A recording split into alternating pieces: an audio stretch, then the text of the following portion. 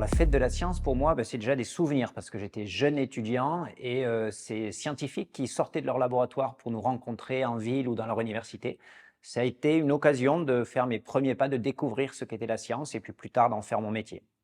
Maintenant que je suis scientifique, la fête de la science, pour moi, c'est l'occasion pour les scientifiques, pour les chercheurs de sortir de leur laboratoire, de rencontrer les citoyens, les jeunes, pour partager leurs recherches, pour partager leur métier.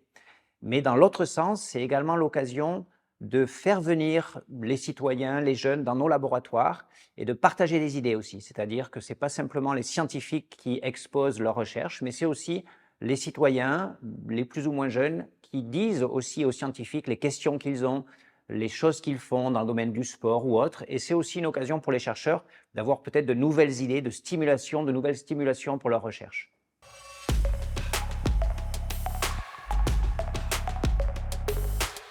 Notre organisme humain a besoin d'oxygène pour fonctionner, pour vivre. Et mes recherches portent justement sur des situations où il y a un défi pour l'organisme en termes d'utilisation de l'oxygène. Et ces situations, c'est d'une part l'activité physique, le sport. Lorsque l'on produit un mouvement, nos muscles ont besoin de plus d'oxygène. Et donc mes recherches cherchent à comprendre comment l'organisme fait venir l'oxygène aux muscles, comment il l'utilise, en particulier lorsque l'exercice est plus ou moins intense, plus ou moins long. Et puis, je travaille également sur une situation naturelle où notre organisme humain peut manquer d'oxygène, c'est l'altitude. En altitude, il y a moins d'oxygène, la pression en oxygène est moindre.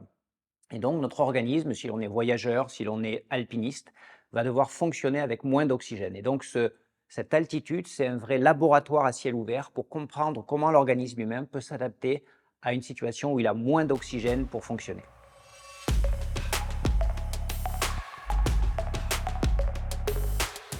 Dans le cadre de mes recherches sur l'activité physique, le sport ou l'altitude, eh bien, nous autres chercheurs scientifiques, on est parfois amenés à expérimenter, à vraiment se déplacer sur le terrain avec les volontaires qui participent à nos recherches.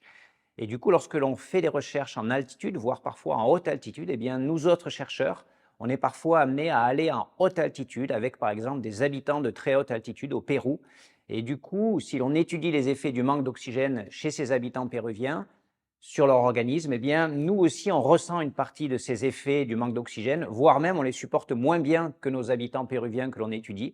Et du coup, dans quelque sorte, si c'est nous, les experts du manque d'oxygène, c'est parfois eux qui nous apprennent à vivre en altitude avec moins d'oxygène. Donc c'est une vraie aventure humaine que de partager cet impact de l'altitude sur notre organisme.